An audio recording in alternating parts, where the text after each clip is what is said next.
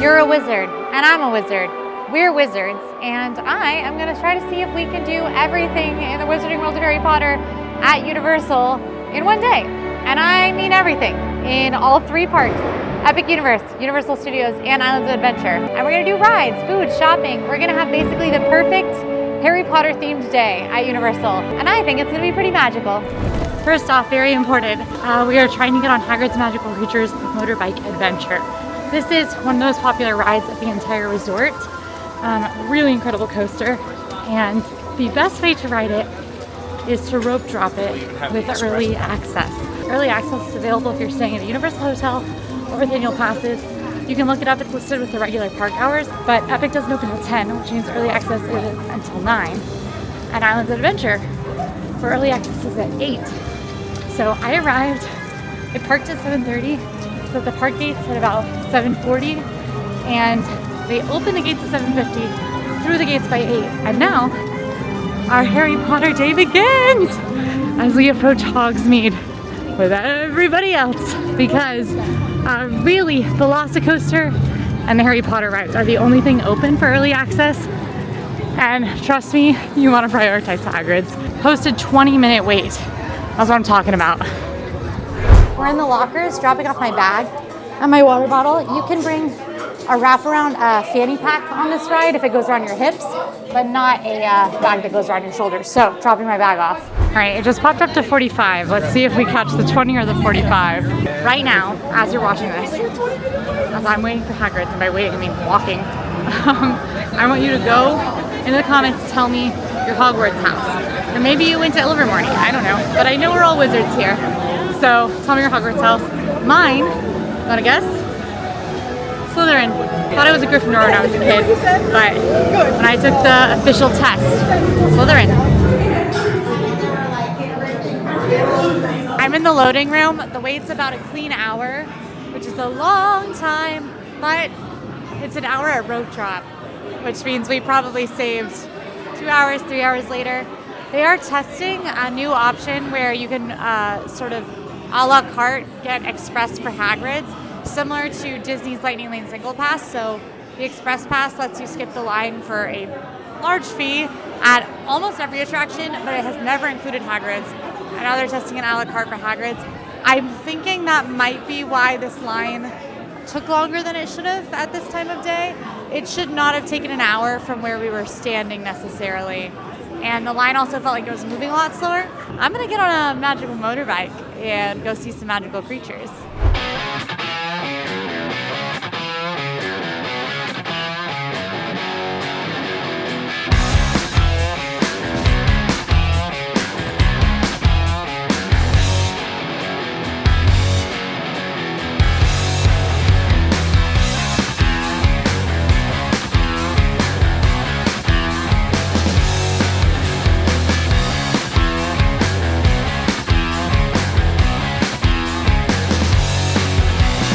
I'll tell you one thing, worth an hour wait. That ride is so good. I think what we're gonna do here is I'm actually gonna leave my stuff in my Hagrid's locker.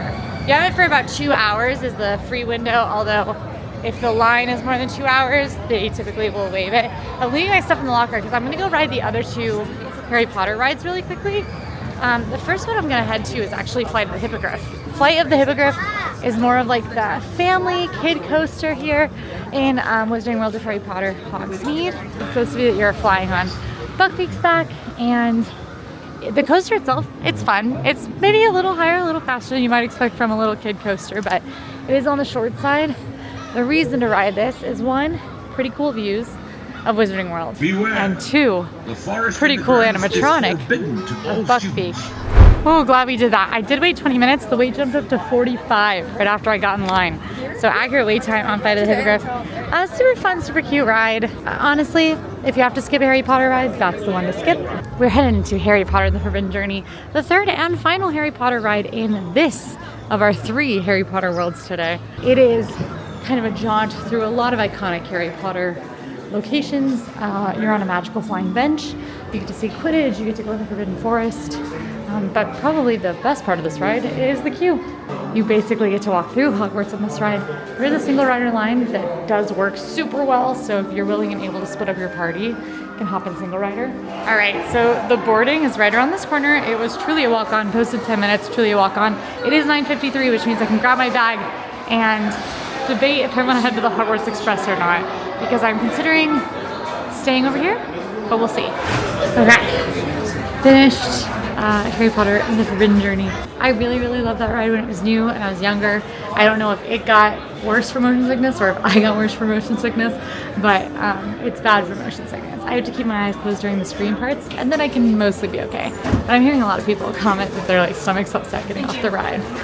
Now we find ourselves, as we exit this ride, in Filch's Emporium of Confiscated Goods, which is a gift shop. We're not going to do any actual shopping in here, but we are going to do some shopping later, because doing everything in the Wizarding World of Harry Potter certainly means shopping. My favorite stuff is the prop replicas. I always love the prop replicas. I have a time turner at home from like the original movie accompanying prop replicas. And then of course you got house merch. But this store is really cool because it's Filch's like confiscated stuff. So if you look up, you can see all the stuff he's confiscated from the students of Hogwarts. There's even some cases. And my favorite one, and one that you should definitely swing by to see, you come off the ride right there, you can walk over here and see the Marauders map in action. See who's walking around. It's Dumbledore, Filch, Snape's up there.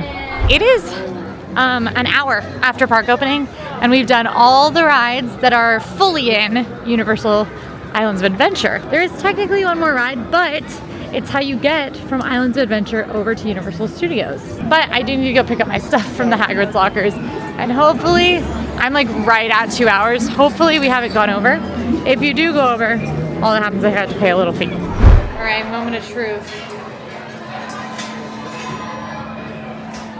Hey, it just opened. All right, the Gringotts wait is 40 minutes according to the Universal app.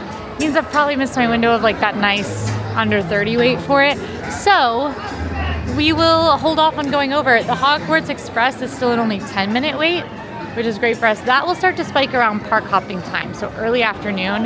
I think that we can get through everything more or less that we want to get through on this side, and then we can go over to Universal Studios.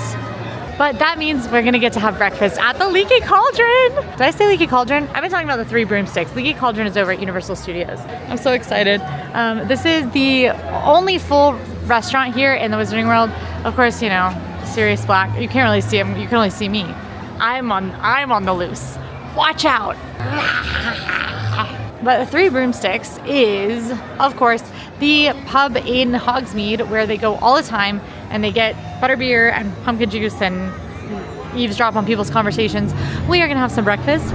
Okay, I found a seat at the Leaky Cauldron. The way this works nowadays is you walk in, you get a table, and you can order from your table. So there's a little QR code right here.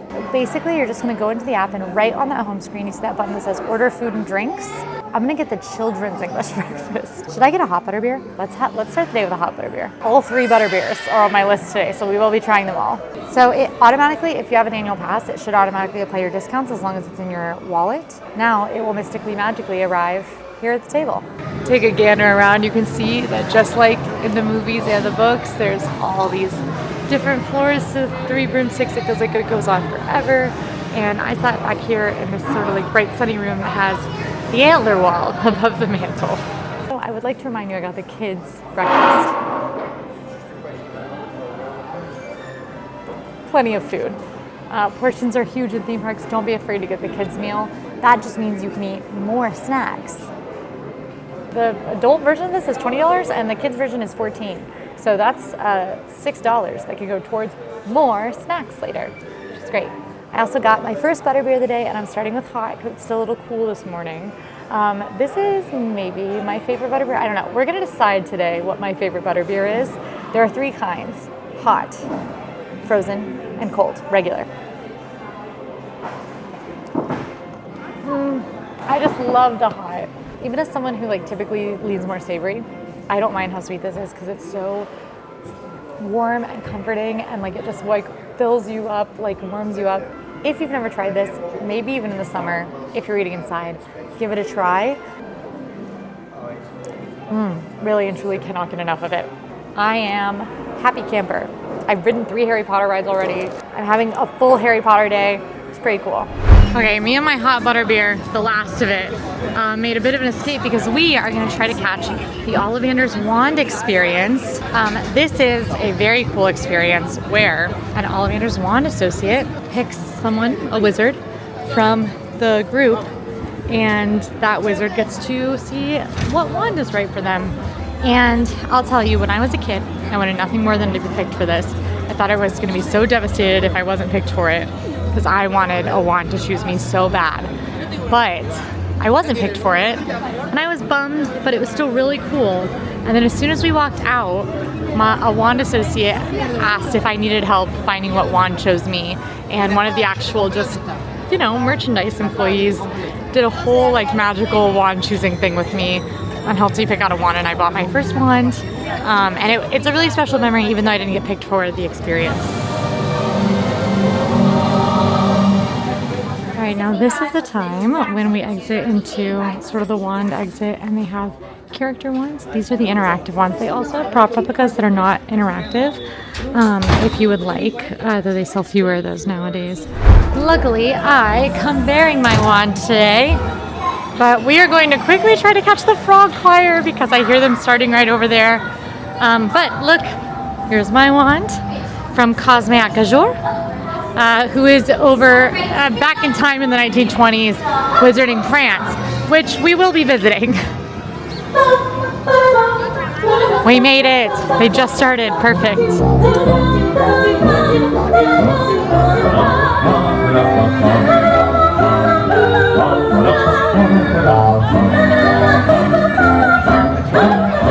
Now, big recommendation here is if you do want to do the interactive magic around the Wizarding World of Harry Potter, all 3 Wizarding Worlds do have interactive magic.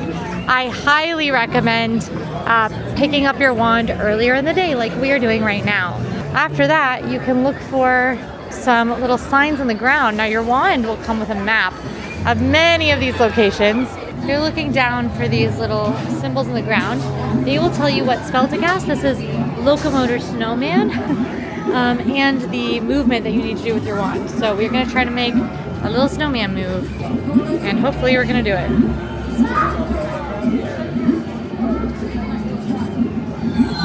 Oh, I got it! Yay! Oh, look at him go! That's so cute, I've never seen this one. But we're gonna do magic in each of the lands. We're not gonna do a ton of magic because we're trying to get through everything. But we are gonna do magic in each of the lands. For now, I think it's time for another bit of shopping. If you do not do the whole Ollivander's experience, you can just go into the Owl Post right here. And this is where they sell all the wands. It's a lot less crowded than that tight little exit area of the Ollivander show. And you can check out all the wands. They've got them on display at the counter.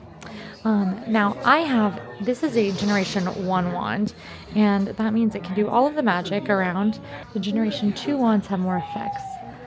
That's them in the back right there. With these, they vibrate, they light up, and you can connect them to the Universal app and do little magic quests throughout the land. That's an option if you want a little more connectivity, or maybe you're spending a couple of days here and have more time to explore the Wizarding World, but I would say that the plain old magic is pretty satisfying in and of itself. Next on our merch list, though, is going to be buying something with our house on it. It's a definite must. What if I bought a quill? Little pro tip, these robes are quite pricey. They're somewhere between 80 and 100. They're expensive. They are also nice, thick. They feel like real robes. They look like real robes. If you just want the visual, you can grab bad versions, bad costume versions on Amazon, which are also a great option if you just want the look. But of course, if you want something nice, it's these guys. I might hold off on our house shopping until we get over to Diagon Alley because the stores there are a lot bigger with a lot more merchandise. So we might find something better over there. Honeydukes, I think, is a good move.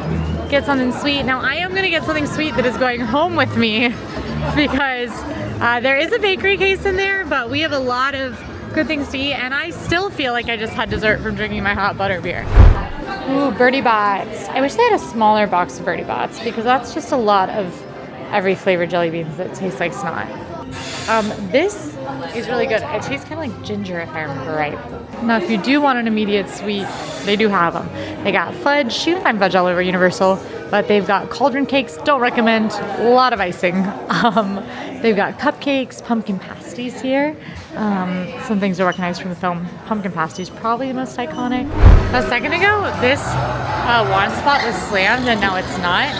I think this is part of the game, maybe? Immobilis. There's a pixie. These pesky pixies are everywhere. Oh, I immobilized the howler! I don't know if you can see it. You stepped up. I love so much that they expanded wand magic. It was already really cool, and now there's more spells, more to do. Just awesome. This, if you remember right, very important location in the later Harry Potter books and movies, because this is a kind of darker pub run by Dumbledore's brother, Aberforth Dumbledore. It's named the Hogshead for a very obvious reason. I will see if you can guess it. Can you guess it? I got my beer. I picked the Hogshead because I'm at the Hogshead. This is the only place you can get this beer. The other 3 wizarding beers you can get at the other locations. So I figured this was a good way to go. It is a Scottish red ale. Also, for my beer drinkers, they have Smittix there, which is one of my favorite beers ever. And they just got rid of it at the UK Pavilion in Epcot. And it's been one of the low lights of my month. But they have it at Hogshead. So that's pretty exciting. This is actually kind of similar to Smittix, a little lighter. But it's malty. This is the less hoppy one. They have a hoppier version.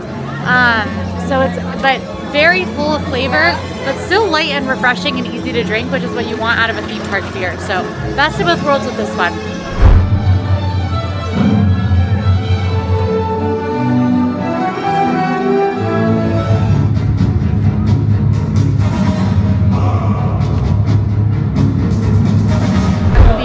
Idea that the Beauxbatons girls have a ribbon spinning class and the Durmstrang boys have a pole sparring class. Very funny to me. One last tip, this is the Butterbeer cart. Right now it doesn't have a long line, but it can get a super long line that stretches all through the land. If that happens, you can get Butterbeer at the Hogshead. We're headed to the Hogwarts Express now. Our final attraction in this land, now remember, you do have to have a 2-park ticket to take the Hogwarts Express. You have to scan your park entry when you're heading to get in line for the ride. But this is, for real, the Hogwarts Express. What's interesting about this ride is that if you're riding it from Islands of Adventure to Universal Studios, or vice versa, it's a different experience. So you see different things out the windows depending on which way you go. Also, coming through King's Cross Station, you get to run through the brick wall. One thing that's awesome about this ride is that you can take beverages on it. Posted 10-minute wait for the attraction right now, which is great. I hope it's true because it is on a sandwich board. I don't know if you're a mega Harry Potter fan and you're able to get through everything else, you may want to ride it both ways just to see them both, but I wouldn't consider both directions a must-do. One direction, yes, which is unfortunate because that means that us Potter fans are shelling out for a 2-park ticket.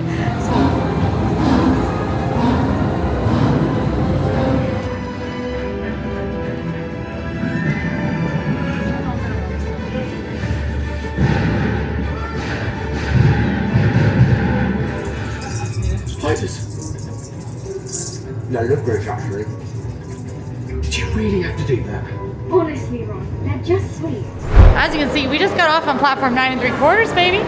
And we are at King's Cross. So we gotta head down to the Muggle part of the station and then out into London. And we have to find our way into Diagon Alley. But look, we're in London. Hey, we're not gonna bother too much with some of this Muggle stuff out here. We're having a wizarding day, you know? So this is technically a part of the Wizarding World of Harry Potter. But there's some wizarding stuff out here to be found. For instance, the night bus for wizards in need. Lots of folks are crowding around to talk to them right now. Talk to the shrunken head. And don't look now, but I think you're being watched by Creature, the house elf, peering down to the street. Hey y'all, how's it going? Oh, how are you? Pretty good. I actually came to see if you guys were going to be hiring anytime soon. Ooh. Yeah. Do you know if we're hiring? Are you hiring? Definitely need some drivers, man. Oh, that's Some true. drivers? Put in your application for the driver. Okay. The public management transportation. I see that you're missing one right now. Yeah, Where's- yeah, but that's why I'm saying, man. Short staff there. I drive around an errand in Diagon Alley. And Ah, just can't seem to how find long it. ago? It's been ages. You know why, man? I think he's stopping for a couple of Butterbeers there. Well, that'll happen. That's That's what I'm really. saying. We got to have more drivers, trustworthy folk. You know. I'll apply. I'll apply. All right, now if Yeah. you become the new driver of the bus, just know you're going to be working under me. The only other wizarding thing that's kind of out here in the London area is this phone booth where if you dial magic on the rotary phone, you just might hear a little message because that is the phone booth you can take to get to the Ministry of Magic.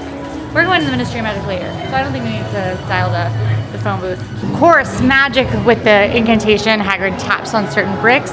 The bricks move aside. If you listen close, you can hear those bricks moving aside. Oh, we're just in time for Celestina! We're gonna check out Celestina Warbeck. This is Molly Weasley's favorite singer. In the books, you hear her, I think she mentions her in the movies too, but she is an incredible wizarding performer.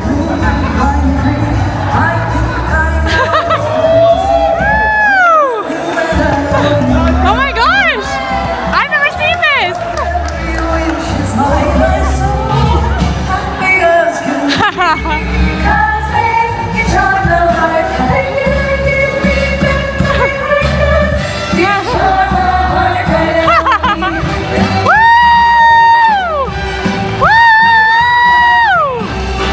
That was so fun. I've never seen the audience participation where they brought that guy up on stage and they like put him in a boa and made him do like a king. That was awesome. Pro tip, everybody watches the dragon breathe fire from straight on. I think this is actually the better angle. There's fewer people.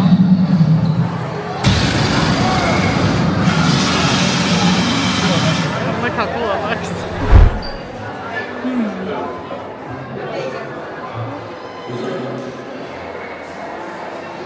This ride is a story coaster, like Hagrid's. You head into Gringotts Bank, as you can see, staffed by goblins.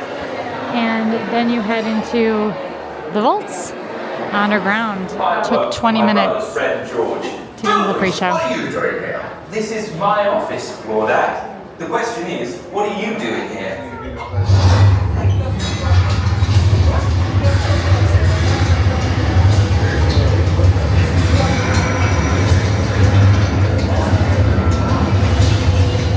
There was a little delay once I got past the pre-show. The ride stopped, made it more like a 40-minute wait, but honestly, still not too bad for this. So I'll take it. And now we go to the vault. I'm sure everything will be fine. That is just a great ride. It's just a great ride. It feels very immersive. But I'll tell you, everything was not fine. He who must not be named was down there. Yeah. Dangerous, okay? They call it the safest place on Earth. Safest place on Earth, my wizarding behind. Anyway, I think we're gonna go to the Gringotts Money Exchange real quick and then go use that money to try out another wizarding beverage. Just like Gringotts, there is a goblin teller here, and he does talk to you. He makes me nervous.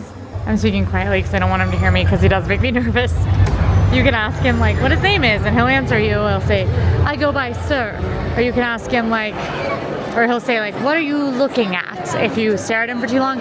He does make me nervous, it's true. You can exchange Muggle money with Gringotts for wizarding money. And these are actually functional. You can spend this money around the land.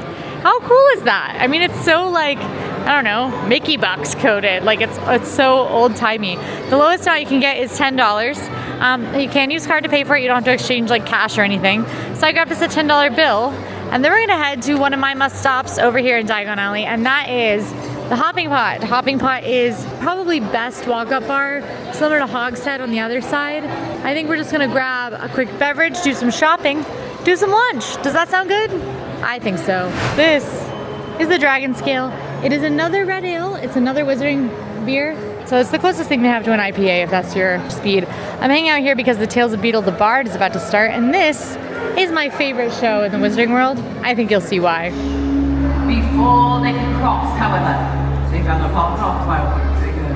It was James, who was a combative man, asked for a wand more powerful than any in existence. As his weapon, he could not fail to win the duel that followed. The figure of the girl we once hoped to marry before her untimely death appeared at once. I must have landed, departing this life as equals.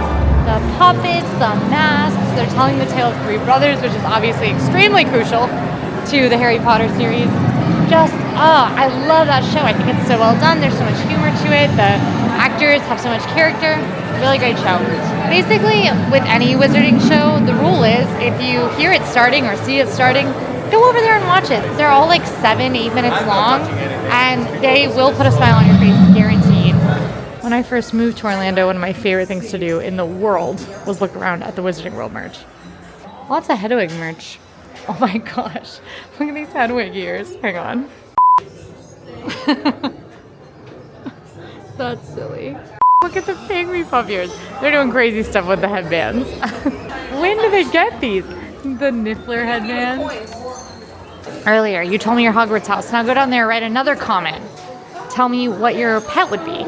Allowed at Hogwarts, if you need a reminder, is a cat, a rat, a toad, or an owl. You could have one of those things. I want my answer to be owl. I've always said that I would want a barn owl. Actually, when I was a kid, I used to say screech owl. Now, a barn owl, I think, is what I would really want. However, I think in reality, what I would pick is a cat. Hard to pass up on the cat love. Remember, we're looking for these tokens in the ground? Incendio. Yay, okay, I did it. I'm mediocre at magic. I never went to school, so. Now, one spot that truly, my first impression, I thought this was employees only because it just looks that way. But you can actually walk down into Nocturn Alley. Yeah. This is the darker side of Diagon Alley. Harry ends up here a couple of times, various escapades, and this is an inside-outside area. Look at that. Someone's conjured the dark mark in the sky. That's a new spell as well. In here, you can look for lights on the ground for spells. There are lots of them in Nocturne Alley nowadays. We are headed into Borgin and Burke's. If you are a Slytherin, like myself, or more dark arts inclined, this is the store for you. This is gonna have a lot of the more spooky merch. Think things with the Deathly Hallows on them, Death Eater merchandise, and the prop replicas are gonna be more like Lucius's cane. The Death Eater mask. That's the dagger that Bellatrix uses to carve mudblood into Hermione's arm. Crazy stuff in here, but I'm really in here to call out a couple of interesting details. For instance, Potter fans may recognize this, the vanishing cabinet, used to great effect in the final books during their very secretive missions. And you can tell it works because they release a bird inside of it to send it to Borgin and Burke's. And if you listen closely,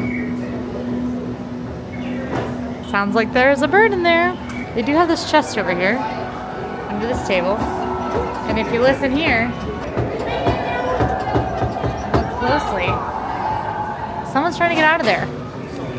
Mad-Eye Moody, perhaps. The Ollivanders that you see in the movies is here, and there's a bigger wand shop here, and you can also do the Ollivander experience here. We are, however, going to head into Weasley's Wizard Wheezes, the shop owned by Fred and George, which is a joke shop, and they have wild stuff here. Troll Bogey Putty, for instance, and then some classics from the film, the Extendable Ear. You know, now that I think about it, they do a lot of espionage. You can also get the Skiving snack box. You can get puking pastels, a lot of stuff. I've never had puking pastels. I hope they don't actually make you puke. And you can get Pygmy Puff merchandise here, as well as your very own Pygmy Puff. And super fun, if you adopt a Pygmy Puff, they do a whole adoption ceremony, and they announce a name. But really, you just gotta come in here to look up and take a look around. Fireworks, of course, through the skylight. There's this, is that Umbridge? There's Umbridge bicycling around with a couple cauldrons, which is especially funny considering where we're going later. Her trial. If you missed Honeydukes, or you aren't heading over to Universal Studios at all, there is a candy shop that has the same offerings as Sugar Plums. And then there are two shops to look for apparel here in Diagon Alley. One is Quality Quidditch Supplies. This has been on my list for a long time. I just don't know how much I would actually wear it, but I just love this knit Slytherin sweater so much. It's hard. Lots of house merch. And then you can also head over to Madame Malkin's for house merch, which is the robe shop.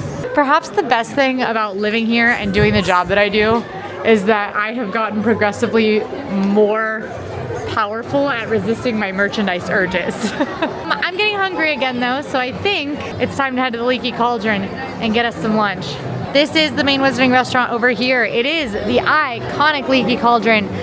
The way in and out of Diagon Alley is through this pub/inn. Okay, what are we getting? I think we might go kids meal again because we've got 2 big restaurants over at Epic to do. So to save some room, kids mini cottage pie, grapes and applesauce, that sounds good. And we'll go ahead and get our Butterbeer for this area. I think in theory, I thought 3 Broomsticks was gonna be the more iconic dining location for me, but in practice it is Leaky Cauldron. You just see this in the movie so much. Literally, it's been like 5 minutes. The food came out so fast. I cannot stress enough to y'all, this used to take 45 minutes. It used to take like an hour to get your food at either of the Wizarding World restaurants. It used to literally be like you would wait in a long line, 45 minutes to an hour to sit down. And then once you sat down, your food could also take a long time. Universal has figured out their mobile order. That doesn't happen anymore. It is much smoother. Even over at Epic where it's very busy now. Epic, it can get a little dramatic, but still. Our second Butterbeer of the day. I went frozen this time. My kids' meal this time, a little less impressive. I would say this is more like kid-sized, whereas this morning I was like, this is an adult meal. This is enough for me right now because I'm eating a good bit today, but I don't know that it would be enough for everybody.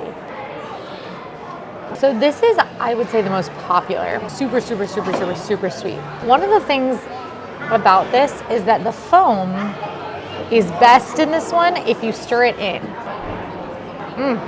Very good fries. Cottage pie, fisherman's pie, things like that. The pie aspect is that they're in a pie tin and they have mashed potatoes on top. It's happening. It's happening. We're having the perfect Harry Potter day. It's happening. Lunch is done. We're headed to our final Diagon Alley stop, which just might be my favorite. Little warning, if you see wet ground in the Wizarding World, steer clear. There are a couple of spells in all 3 Wizarding Worlds that do shoot water out at unsuspecting passersby. We are hopping in line now for Florian Fortescue's ice cream parlor. This is not a joke what I'm about to say. This is my favorite ice cream in the world. I love Florian Fortescue's soft serve. It is delicious on a level that is just dramatic. When I first moved here, I used to come to Universal, park my car, go through security, walk all the way through City Walk, walk all the way into the park, walk all the way to the back of the park, and get Florian Fortescue's. They have soft serve and hard pack, which I think is awesome. And they have unique flavors: huckleberry, Earl Grey and lavender, sticky toffee pudding, butterbeer ice cream, of course, pistachio, that's not that weird, orange marmalade. I'm getting Granny Smith. It is so good. I don't even like Granny Smith. It's wild. Here's my Granny Smith apple soft serve. So you see what I mean? It's on the flavorings on the ridges of the swirl. So it's just like this slight little flavoring of Granny Smith apple. I'm actually gonna head out of Diagon Alley because there's a little bit more seating outside. Besides, we've done everything here. So that is our second of 3 Wizarding Worlds done. I think it's time we say goodbye to London, the night bus, Diagon Alley, all of it. Now something else that's kind of fun. Well, you know what? I'll show you. Hey, I'm looking for platform 9 3/4. I'm sorry, I do not have 3/4 for you guys. Also, there is a rumor that it's probably upstairs and there's like a secret door. Okay, interesting. Rumor. 9 and 10-ish area? Probably. Heard. Thank you. So if you ask the cast members here, some of them might be a little wizardy. I noticed Damien, for instance, had a Hufflepuff badge, so he knew, maybe he saw my wand to tell me that platform 9 3/4 might just be upstairs, maybe through a secret wall. Whereas some might tell you want change, I don't have 3/4. Or some might say we have a 9 and we have a 10, but they'll answer you kind of not actually, like they don't know where platform 9 3/4 is. It's very cool. But we don't wait 60 minutes for the Hogwarts Express in this squad unless it is the only option to ride it. Instead, we head out. If you want to have your wand before you even step foot in the Wizarding World of Harry Potter, the main gift shop's right at the front of each park. In this case, it is the Universal Studios store. Have huge Harry Potter rooms with a lot of Harry Potter merchandise, a lot less crowds usually. Actually take your time looking at them. Check this out, whole wand section. There's like 3 people over here. Walk right up, take a look at the wands. Personalization is also offered here. They have, look at that, we're getting spells getting cast on us. Who knows of what, but you can just walk right in here and grab wands. And a lot of the Harry Potter merch with a lot less crowds, easier to peruse. There's a lot more space, so obviously not as cool as the shops in the Wizarding World, but pretty cool still. Now, a couple of years ago, this would have taken all day because it used to take a lot longer to dine. It used to take a lot longer to ride the rides. And that kind of stuff has sort of got a little easier nowadays, which is pretty cool. Obviously on busier days, might take us a little bit longer, but I sat for a while at both meals. It's about 4 p.m. right now, so there's another 3 hours in the park day. Park closes at 7 today. These do. Epic closes at 10, which is why we are doing Epic last. Now, you see me now in City Walk. I'm not gonna go through City Walk, back out of security, on a bus, over to Epic, through Epic, back into Wizarding World, and then we'll be back on our Harry Potter vibes. Oh my gosh, no way the bus is here. Huh. That's that Felix Felicis at work, baby. I was fully prepared to stand here for 30 minutes. Heck yes, man. Bye. Thanks. It was 12 minutes from when the bus pulled away to getting here. So I would say minimum your trip is gonna take, if you hit the bus exactly the right time, you're gonna have a 10-minute walk through City Walk and a 12-minute bus ride. Now, that doesn't count the 5 minutes that I sat on the bus before it pulled away, and it probably sat there for an additional 5 minutes before that. So that's like, if you walked up while the bus was sitting there, that's like a 30-minute trip, and then that doesn't even account for if the bus isn't there yet. So, moral of the story, traveling between North Campus and Epic, you really want to budget a clean 30 minutes minimum to get between the two places. Budget an hour if you have anything that is urgent, and expect it to take 30 minutes plus. If you don't know, Epic Universal's newest theme park just opened in June. Still working out some operational kinks and things like that. However, pretty good experience. I had friends visit and they were hardcore, high strategy theme park people. They felt like they could get through everything in one day. They had 2, and after day 1 they were like, oh well, we kind of got through everything. They rode everything in the park twice in one day. That said, they didn't do the shows on day 1. They saved those for day 2, so that should give you an idea. I think to really enjoy it, you probably need about 2 days, but doesn't have quite as much going on to it as you might expect from a full theme park. That's brand new. That's always true of new theme parks. You look back at what theme parks were like when they opened. Turn out through security, through Celestial Park, and back into the Wizarding World. Through the Chronos! Woo! That's what this is called. It's supposed to be like a giant clock, but it takes you to Celestial Park, which is the place where the Celestians have opened these portals to all these other worlds. Okay, you see this sign? This is an important sign. Harry Potter and the Battle of the Ministry will be closing early today. You keep an eye on that sign. Very important. I'm gonna drop a major tip for the most popular ride at Epic Universe, which is in the Wizarding World. We are gonna use the tip. I'll prove it. So just remember that sign, is all I'm saying.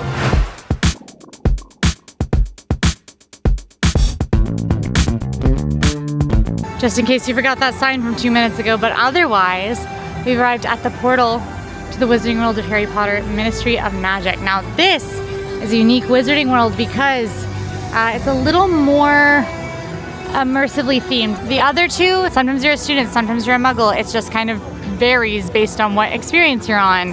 This one's a little bit different. You can see this portal has a time turner in it, and that's very key.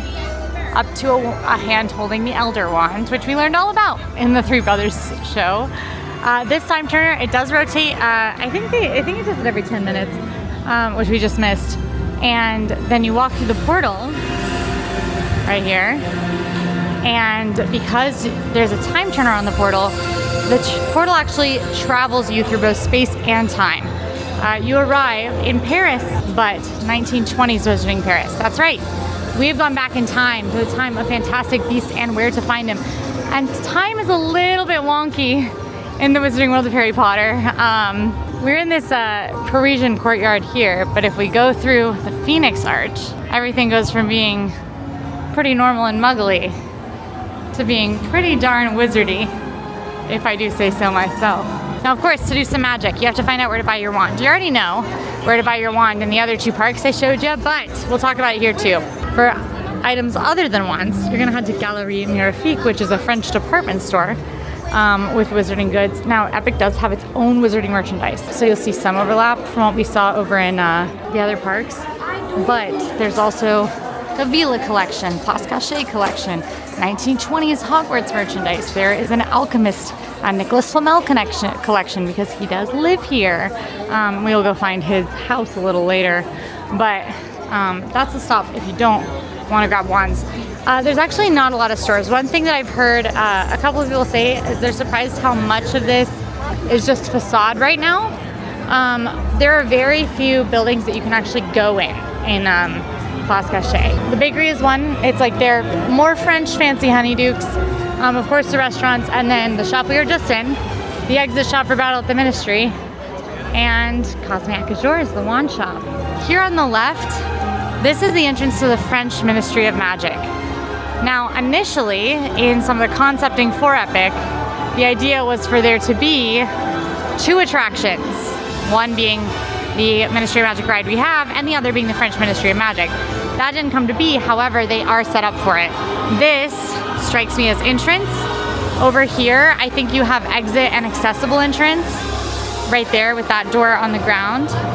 And then here, we have stroller parking. And I'm so sure it's stroller parking because it is literally a stroller store. It's a bassinet store. And it's a whole little area with stroller parking. So this is likely one day, hopefully, going to be the French Ministry of Magic ride where you go on a Newt Scamander antics through the ministry. You've heard a lot about Ollivander. He's a famous wand maker. What's up with Cosme, you know? What is up with her? Oh, that's cool. That's the Epic Universe exclusive Phoenix wand. So Cosme is a wand maker with a little bit of a different philosophy than Ollivander. For one, you'll notice her wand's a little bit more beautiful, a little bit more jewel toned. And 2, Cosme doesn't believe the wand chooses the wizard. She thinks, yeah, that's part of it, but really, just as much, the wizard chooses the wand. So she thinks it's actually more important that you feel a connection with your wand.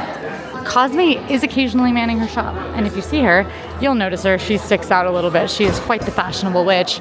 She might help you figure out which wand is right for you, which wand you should choose, and the one that should choose you.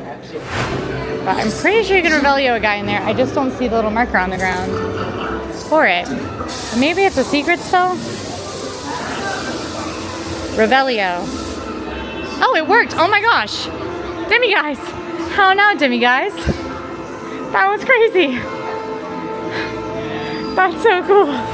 Well, let's do this one. Ventus.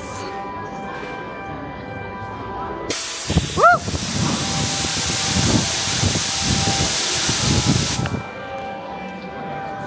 I've been pretty good at magic today. Usually I embarrass myself when I try to do magic on camera. I love taking home candies and stuff. I think it's a really great souvenir because even though they don't keep forever, it doesn't add clutter. I know that like a lot of folks, if you're like me, you have a lot of stuff and it's kind of sentimental, so you don't want to get rid of it, but at the same time, you're never gonna like really use it. You just look at it fondly, so it's difficult. That's how I am. I like having candies and little fun stuff like that because it lets me re-experience some fun of the trip, the wizarding fun of the trip. Look at how gorgeous those are. Wow. Okay, so there's 2 milk chocolate and a white chocolate. I wish there was a dark chocolate. I'm leaning caramel chocolate bars in a little box. But there's also these little flowers in chocolate that look like this. This is what's really cool about Caramel is they actually did like a French style patisserie. So bonbons, macarons, and petit gâteaux. We might as well get the Filtre d'Amour now. So that's what I'm going with. Highly recommend taking a look at all the hidden details throughout this land. They are actually casting my absolute favorite spell right here, which is in Nicholas Flamel's house, which is in these buildings, because Nicholas Flamel, remember, alive in the 1920s, he lived here. Nicholas Flamel, the creator of the Philosopher's / Sorcerer's Stone. There's the exchange students. But Nicholas Flamel, he has a crystal ball that tells the future, and it will show you Harry holding the Philosopher's Stone, young Harry, 11-year-old Harry. You can also actually talk to a living portrait over here. This is Cassandra Trelawney. Trelawney? Sound familiar? Yeah, always been kind of a seer sort of family. And Cassandra is here, and she'll talk to you along with Sir Cadogan. You see that guy? Get your wand permit ready. But also, we caught the jazz band, which I was really hoping to do.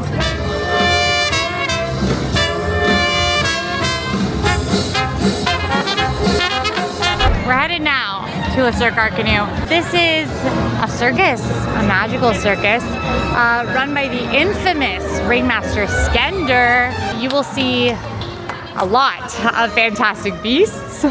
You will see some characters you might recognize.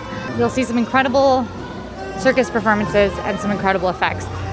This show is a must-see. Both of the seated Epic Universe shows are incredible. It was original for this park. It's really incredible. Plus, you get to walk in the circus tent, which looks small, but then it's big on the inside, which is like a core dream for anybody who's watched Goblet of Fire. I just got out, but plot twist, they've changed the rule and you can now take pictures and videos, just no flash. So, here's the clip of the Cirque Arcanus. If you don't want spoilers, skip ahead until this time that my editor's putting on screen. Mesdames, messieurs, et vous tous, bienvenue to the world famous, the Cirque Arcanus.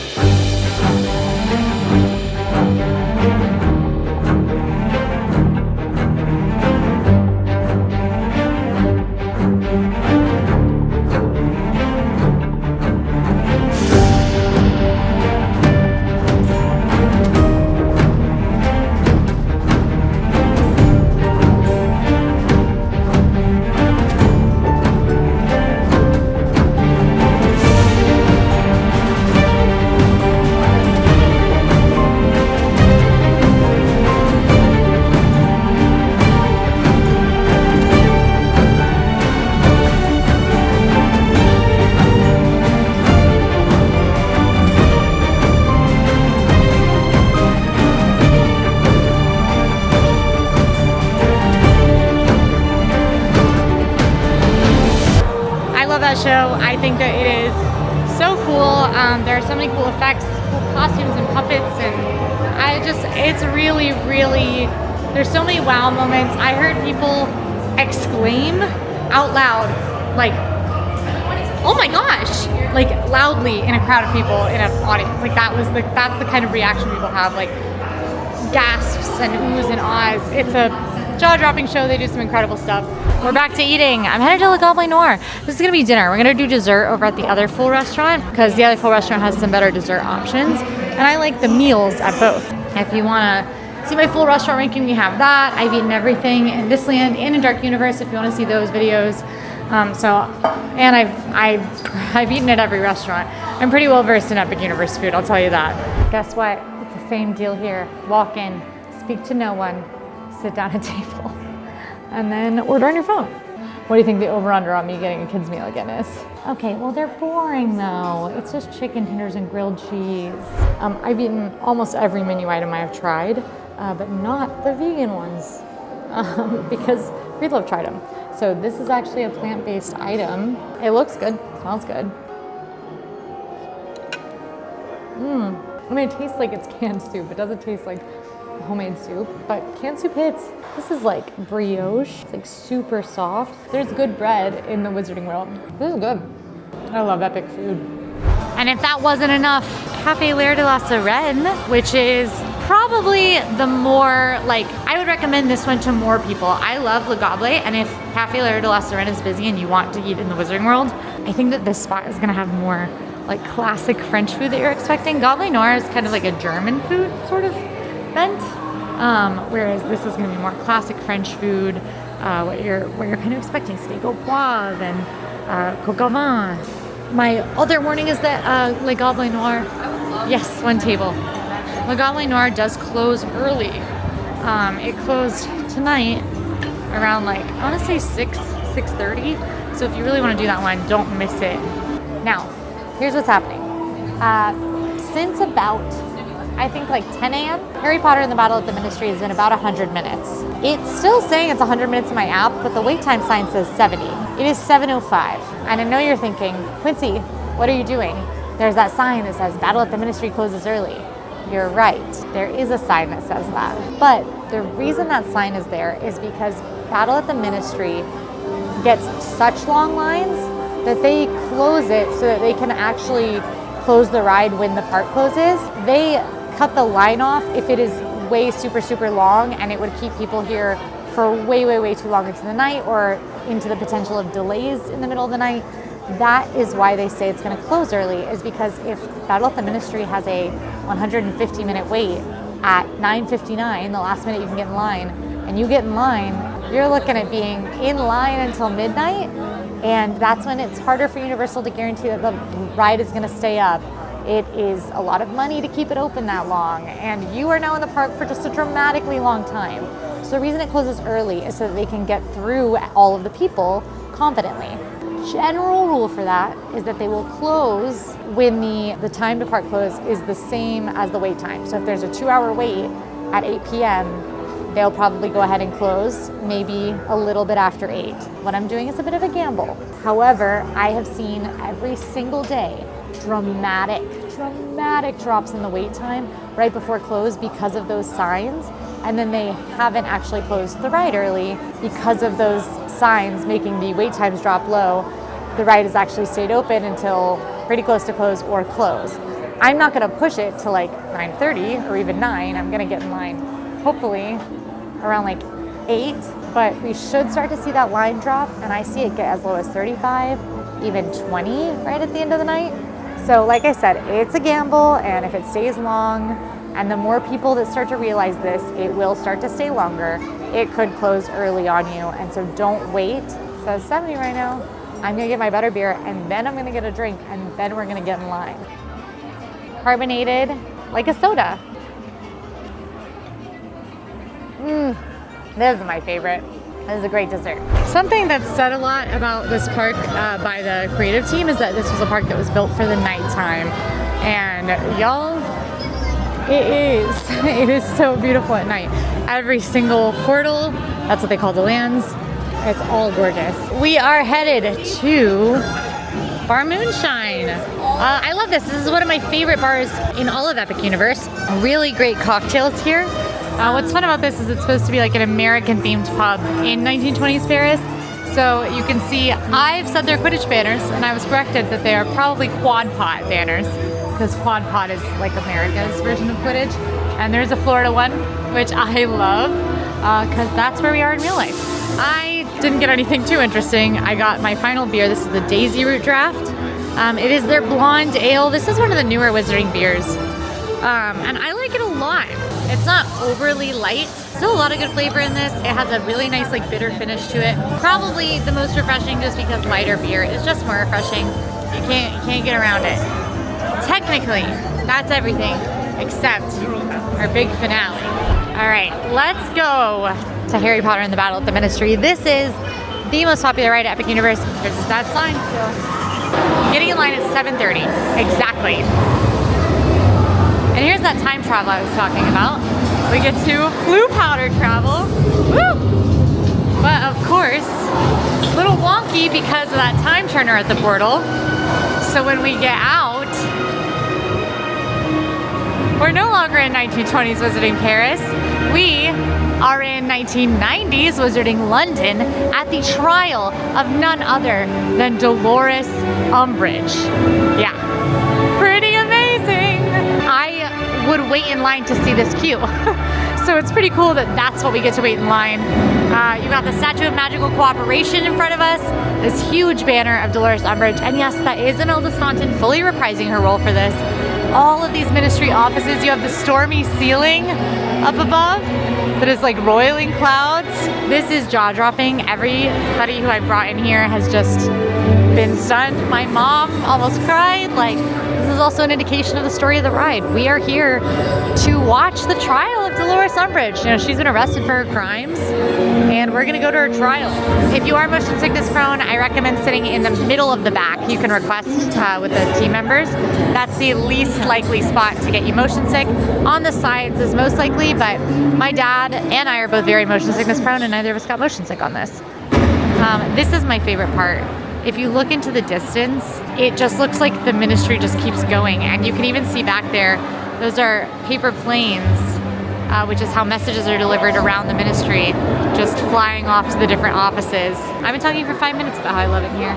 I guess I'll stop now. Such a good ride, very much worth the wait, and you know, I don't know if it's worth like 180 minutes, so ride it first thing or last thing like I did, but it's a pretty good ride. Blue powder power, blue powder power. And my wait was spot on at 71 minutes. Almost spot on. If it would have been 1 minute shorter, it would have been spot on. Now, I'm saying goodbye to the French Ministry of Magic for now, to hopefully go catch the Harry Potter section of the Nighttime Fountain Show. Because that will be the perfect little aperitif after our big finale of Battle at the Ministry. All right, friends, we did it.